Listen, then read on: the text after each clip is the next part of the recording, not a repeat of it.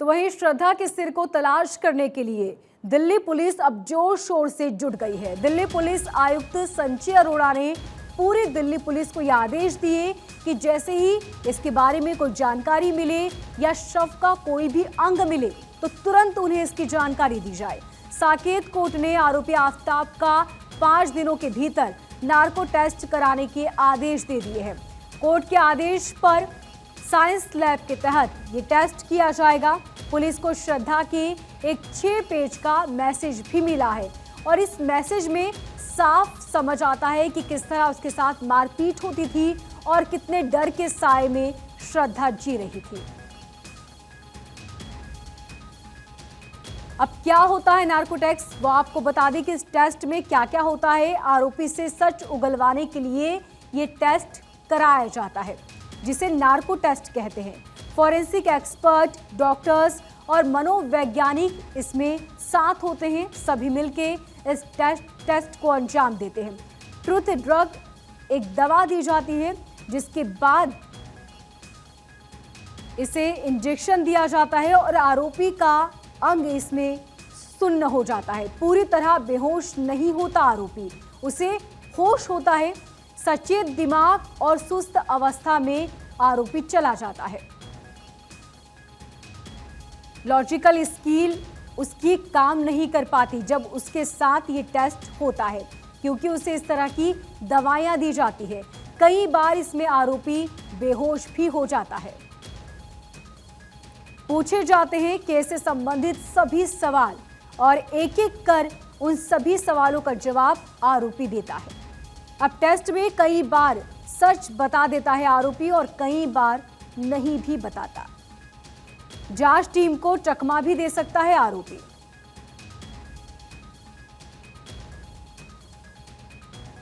अब narco test से पहले क्या कुछ सावधानियां बरती जाती है। इस टेस्ट से पहले शारीरिक परीक्षण होता है, यानी कि एक पूरा टेस्ट होता है जिसकी प्रोसेस से गुजरना होता है। बीमार और ज्यादा उम्र वाले लोगों का ये टेस्ट नहीं किया जाता, या फिर वो लोग जो दिमागी रूप से कमजोर हैं उन लोगों के साथ भी ये टेस्ट नहीं होता। सेहत, उम्र और जेंडर के आधार पर ही दवाइयां दी जाती है। यदि उम्र कम होती है तो डोज भी कम दिया जाता है। ज्यादा डोज देने से ये फेल भी हो सकता है।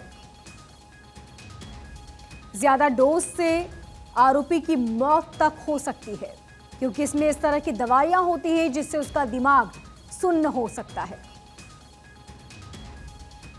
अब नार्को टेस्ट के लिए कानून क्या कहता है। साल 2010 में इसके आदेश दिए थे केजी बालाकृष्णम ने। उनकी खंडपीठ ने यह आदेश दिया, नार्को टेस्ट से पहले आरोपी की सहमति बेहद जरूरी होती है। कानून कहता है कि टेस्ट से पहले कोर्ट की इजाजत लेनी बेहद जरूरी है। कोर्ट की मंजूरी के बाद ही आप आरोपी के साथ ये टेस्ट कर सकते हैं। टेस्ट में देखी जाती है उसकी शरीर की पूरी प्रतिक्रिया। आरोपी को कंप्यूटर स्क्रीन के सामने लेटाया जाता है और उसके बाद एक एक कर उससे सवाल होते हैं। स्क्रीन पर दिखाई जाती है इस केस से जुड़ी तमाम तस्वीरें, जिसे देखकर वो सच बताने लगता है।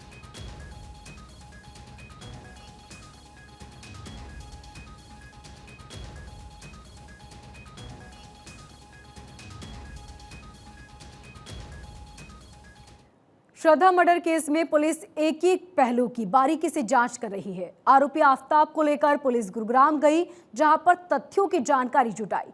वहीं कल एक बार फिर से पुलिस मेहरौली के जंगल में छानबीन करने पहुंची। इस बीच श्रद्धा की पुरानी तस्वीर और एक मैसेज सामने आया, जिसमें साफ समझ आता है कि किस तरह उसके साथ मारपीट होती थी और वो डर के साए में थी।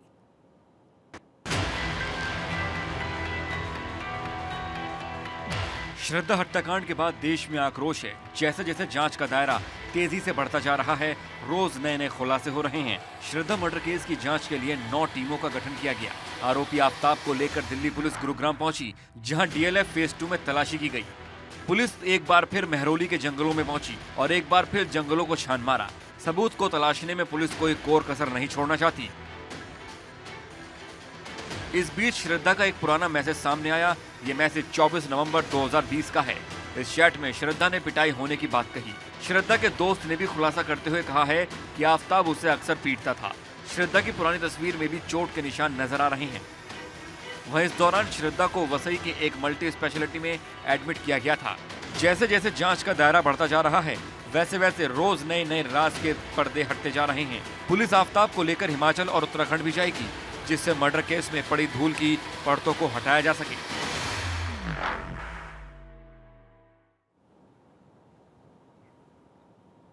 श्रद्धा की एक पुरानी चैट भी सामने आई। 6 पेज की इस चैट में श्रद्धा ने मारपीट और डर का खुलासा किया। अब एक एक कर आपको चैट हम दिखाते हैं, जहां पर श्रद्धा सबसे पहले अपना एड्रेस सेंड कर रही है, जिसके बाद उसका दोस्त कहता है कि send me the number as well. जिसके बाद श्रद्धा अपना नंबर सेंड करती है और उसका दोस्त कहता है okay done. WhatsApp what's your husband name. जिसके बाद श्रद्धा अपने दोस्त से ये बातचीत कर रही है, जो हम आपको दिखा रहे हैं। श्रद्धा ने इसमें अपना एड्रेस भी शो किया है। इसके बाद उसका दोस्त कहता है go to this address and sit there. आप इस एड्रेस पे चले जाओ।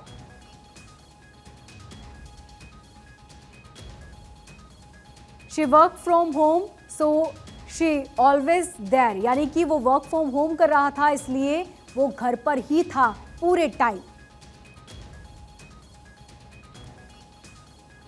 इसके साथ वो कहता है कि वो घर पर है तो तुम्हारा ख्याल रख रहा होगा। इसके बाद श्रद्धा कहती है thank you so much Karan, call me when you see. जैसे ही तुम्हें वक्त मिले तो मेरे मैसेजेस देखो, मुझे कॉल करना। श्रद्धा का दोस्त उससे बार बार पूछता है कि तुम ठीक हो, क्या वहां पर सब कुछ ठीक चल रहा है, तुम्हारे पति कैसे हैं। तब श्रद्धा कहती है कि सब कुछ ठीक है, वो यहीं पर हैं। इसके साथ ही वो कहती है कि ये मेरा एड्रेस है और तुम घर पर आना। Moving out today and I want to be able, also I need make sure.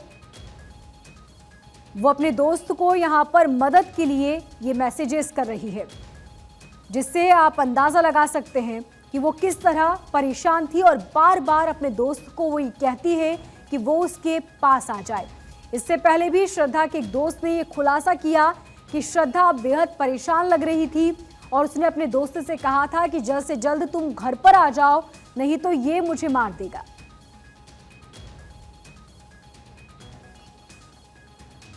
श्रद्धा के दोस्त ने एक नंबर भी शेयर किया है, जिसमें वो कहता है कि ये तुम्हारे घर के आसपास है, जो वहां पर पहुंच सकता है। बच्चे डोंट बी स्कैर्ड, डरने की कोई जरूरत नहीं है, ये उसका दोस्त श्रद्धा को कह रहा है।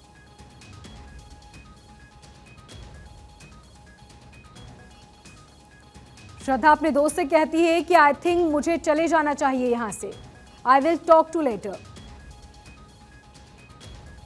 इसके साथ ही श्रद्धा कहती है कि मुझे बेहद ज़रूरत है, I need to meet you. इसके बाद उसका दोस्त कहता है कि बिल्कुल, ये मेरी बहन का नंबर है, तुम इससे बात कर लो, प्लीज़ कंफर्टेबल हो जाओ, डरने की कोई ज़रूरत नहीं है, सब कुछ ठीक होगा। तो एक तरफ जहां पर श्रद्धा बार बार इस मैसेज के ज़रिए अपने दोस्त को कहती है कि वो बेहद परेशान है, उसे अपने दोस्त की ज़रूरत है जो इस वक्त यहाँ पर आ जाए, और उसका दोस्त बार बार इस मैसेज में कह रहा है कि तुम बिल्कुल घबराओ मत, कूल डाउन, शांत हो जाओ, सब कुछ ठीक हो जाएगा। तुम्हारे घर के आसपास मेरी बहन रहती है जो वहां पहुंचेगी, तुम बिल्कुल फिक्र मत करो। श्रद्धा कहती है कि उसका वर्क फ्रॉम होम है, इसलिए वो घर पर ही है और आफताब भी घर पर ही है। तो श्रद्धा किस तरह परेशान थी और किस तरह बार बार मदद मांग रही थी, इन तस्वीरों को देखिए और अंदाजा लगाइए कि वो कितनी डरी हुई थी। वो बार बार मदद की गुहार लगा रही थी। एक तरफ जहां पर श्रद्धा ने सपना देखा था कि वो आज़ाद उड़ेगी, अब वो आफताब के साथ एक अच्छी जिंदगी बसर करेगी, लेकिन यहाँ पर वो किस तरह घुटन महसूस कर रही थी, वो साफ समझ आ रहा है।